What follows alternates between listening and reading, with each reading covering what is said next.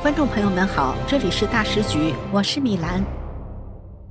最新内情传出，中共四中全会还没召开，北京的气压已经降到历史最低点，82集团军进入最高警戒，京西宾馆周边全面封控。多名高层人士传出行踪异常，外界判断一场中南海权力重组风暴正在倒数。据多方消息，胡锦涛、温家宝、汪洋、胡春华等多位中共元老近期与军方重量级人物张又侠密会，商讨在四中全会上讨论重大人事调整，焦点正指向最高层的接班与交接问题。有爆料称，会上可能出现2项重大提案。其一，重启对前总理李克强事件的全面调查，以制度程序追责问政。第二，若出现意外情况，将由军委系统临时协调会议秩序。一句话，所有应变方案都已准备好。同时，习近平也在密集动员。据悉，他亲自向多位中委下达口头指令，要求坚决维护核心，严防分裂。这种没有文件，仅凭口传的指令，恰恰暴露出他对内部忠诚度的担忧。知情人说，现在的中南海就像暴风雨前的海面，一切看似平静，但每一个浪头都在颤抖。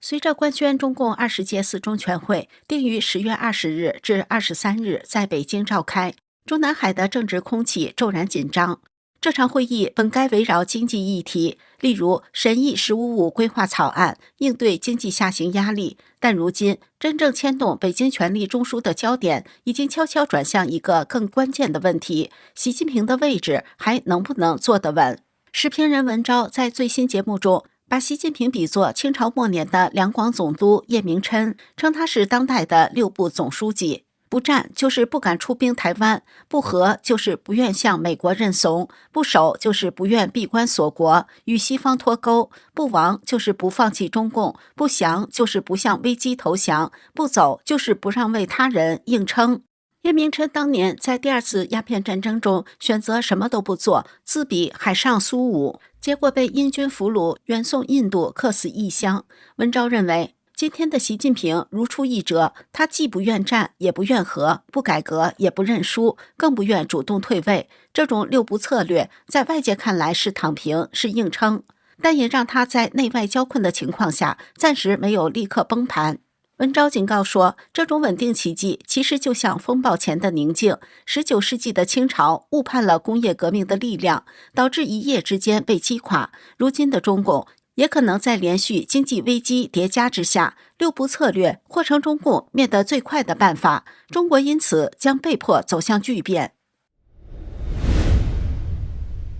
中共四中全会前夕，自媒体人、小说家爆料了一个极不寻常的细节：习近平最近透过亲信，以1对1口头传达的方式，向每一位习派中央委员下达了所谓动员令，强调要坚决2个确立、2个维护，并要求大家在会上与分裂势力做斗争。这份没有书面记录，专门防止留下证据的动员令，恰恰说明习近平对自己阵营的忠诚度并不放心。他担心的不是敌对派系的公开冲突，而是身边人临阵倒戈。这一点并非空穴来风。据小说家透露，目前中共军委副主席张又侠、前中共最高领导人胡锦涛、前中共政治局常委汪洋等元老核心已经明目张胆地挖墙脚，准备在四中全会前对习阵营的6位关键人物：中共国务院常务副总理丁薛祥、中共国务院副总理陈吉宁、重庆市委书记袁家军、北京市委书记尹力、中共全国人大常委会副委员长陈敏尔、中共中央宣传部部长李书磊，展开策反倒戈行动。这6人横跨中办、地方、技术官僚与习的接班梯队，一旦其中几位松动，中共四中全会的政治版图就可能出现多米诺骨牌式的连锁倒戈效应。中共党内斗争的历史上，真正决定胜负的往往不是喊口号，而是关键时刻的内部倒戈。1976年，华国锋之所以能在一夜之间拿下4人帮，靠的就是叶剑英、汪东兴等人临阵倒戈。1980年代，邓小平能够重新夺权，也是因为原本在华国锋手下的一批干部集体改换门庭。今天，胡锦涛与张又侠显然是在复刻这套手法，不正面硬碰，而是绕过习的死忠，对准那些政治局边缘、靠仕途吃饭的务实派骨干，逐个策反，把习的防线从内部掏空。这套软刀子策略有3步走：一、绕开死忠，锁定务实派。李强、蔡奇、李希、何立峰、马兴瑞、李干杰、王小洪、陈一新这些人是习的死心塌地嫡系，不太可能变。但像丁薛祥、陈吉宁、袁家军、尹力、张国清、陈敏尔这些人，政治上更多是机会绑定，不是血盟。只要习失势，他们就没有理由替他陪葬。2. 利诱加心理战。胡锦涛、张又侠阵营的人暗示，国际形势恶化，军方已动摇，习大势已去，现在不转向，将来就会成为死忠派的牺牲品。相反，提前倒戈不仅能自保，还可能在新格局中占据中间位置，甚至升官。3. 制造连锁效应，一旦这些人中有人率先松动，其余人就会像多米诺骨牌一样跟进。这种集体倒戈的效应是习最怕的。习近平非常清楚，自己最大的弱点就是阵营内部并非铁板一块，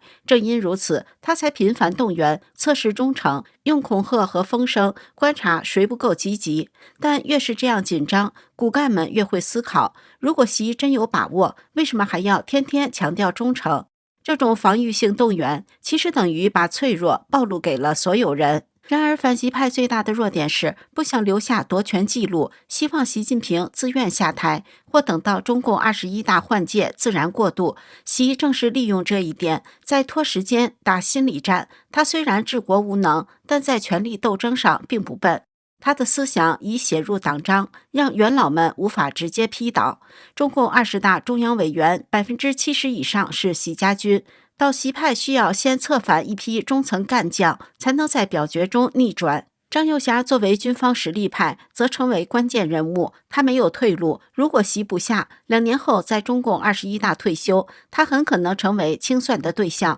因此，他必须在这次4中全会之前与元老联手，完成政治逼宫。距离召开中共4中全会的时间越来越近，北京城的风声更紧张了。自媒体人山河东夫放出一段内参级爆料，胡锦涛、温家宝、李瑞环、汪洋与胡春华在京郊一处秘密场所开了小规模会议，主题只有一句话：走党内程序，让习近平退居2线，交出总书记与军委主席。这个爆料外界无法独立核实。据说会议由胡锦涛主持定调，避免任何武斗或非正常事件的发生，一切透过党内制度工具箱、政治局扩大会议、中央全会表决、纪检问责程序、集体决策，用规划套住人事。老胡想搞一场类似于当年刘少奇的下台路径，就是让刘少奇的亲信陶铸公开检讨，从而让刘少奇失势。现在就是要搞一个集体检讨认错，让习近平的防线瓦解，到时候习近平不下也得下。汪洋则代表军方背景的张又侠和刘源发表了意见，他表示，张又侠和刘源通过他转达了对军委系统的担忧，军队系统多名高层落马，包括很多习近平在军中的亲信，也暴露了军委系统的严重问题，直接归因于习近平的用人失误和影响力滥用。中共4中全会后，要重新整顿军委系统和军委领导班子，清除习近平在军中的流毒影响，重新任命关键职位，确保军方忠诚于党而非个人。汪洋强调，这不是针对个人的攻击，而是为了维护军队的战斗力和纯洁性。温家宝指出，习近平上台以来所提拔的官员腐败成风，损害了党和国家的形象。他列举了多个例子，包括金融系统的高层腐败，比如中国证监会原主席易会满。据内部调查，其涉嫌贪腐金额高达上千亿元，腐败规模骇人听闻，不仅涉及个人的贪腐，还牵扯到整个金融体系的失控。习近平作为提拔易会满等人的关键人物，必须为此承担主要责任。温家宝建议在4中全会期间推动习近平引咎辞职。李瑞环则主张元老合力，步调一致，以免各吹各的号。曾庆红被指更直接，在全会上组织集体检讨与表决，要求习辞去总书记与军委主席，退居二线，必要时由中共政治局扩大会议先形成集体意见，再进全会程序。另一头，老登最新的爆料消息称，以胡锦涛、温家宝和汪洋等人为代表的反习派已经有了一个在最坏情况下的紧急计划。中共四中全会上，习近平可能会拒不交权，甚至反扑。习可能会要求中央全会立即审议一个杜绝元老干政的决议，因为205名中央委员中有超过70%的人都是习家军。习近平会用此招颠覆了目前中共元老参与中共当局重要决策的局面。中共元老们有2套预案控制场面。方案 A 由胡春华当场提案，重启调查李克强之死，以此作为死穴施压，启动罢免习近平的议案，走流程提交表决，以所谓合法夺权完成交接。方案 B 若会场失控，军队直接进入会场控制局面，会后对外发布习已辞职赴301养病的公告，由张又侠代理军委主席，汪洋代理国家主席、总书记，搭配决策议事协调机构处理政务，至中共21大完成新班底遴选。为什么是李克强案？老登表示，此前有知情人披露，李克强王宇、习近平一手下令的政治案。为什么此前中共元老们暂时搁置了这件事呢？有分析指出，元老们为了交接权力的大局，认为家丑不宜外扬。如果这种事一旦公开曝光，即中共总书记居然暗害总理，使得中共不但在全球丢光脸面，就是中共自己能否继续站稳脚跟都很难说。因为这可能会引发一个巨大的政治风暴，但如果习近平要在四中全会上破釜沉舟，放手一搏，对于元老们来说，合法交权的这出戏就不可能再演下去了，那就得撕破脸，撸起袖子，近身肉搏了。老登指出，之所以选择李克强案作为突破口，是因为李克强作为中共2号人物，并没有严重的贪腐问题，也没有什么生活作风问题，仅仅是因为和习近平政见不同，就被心脏病亡。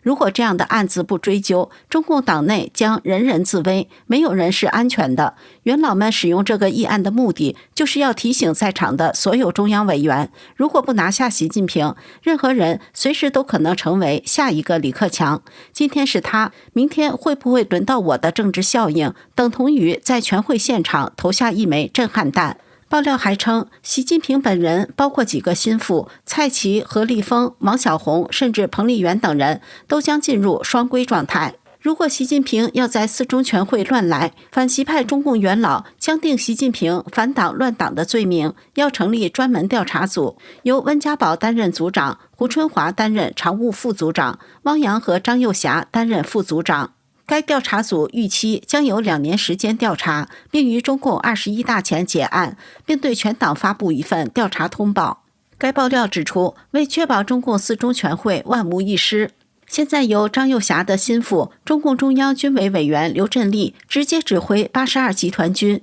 严控北京和中南海的安保。军纪委书记张生民已经动用军纪委的力量，控制了国防部长董军、中共政法委书记陈文清以及国安部部长陈一新等一系列刀把子大员，来确保习家军无法动用武力反抗。张又侠还下令各大战区一律取消所有休假，要进入1级战备状态，任何人都不得擅离职守。而中共军队中肯定有不少残余的习家军将领，恐怕他们也在四中全会期间被一一布控，严加看管，确保到时没有人有能力兴风作浪。该爆料目前无法核实真伪，但中共军报在10月6号发表了一篇短评，文中承认，当今中国安全局势的不稳定性、不确定性增大，中共军队官兵只有始终保持箭在弦上、引而待发的战备状态，才能有效应对各类突发情况。如果上述爆料是真的，那将是重演1976年粉碎四人帮集团的模式，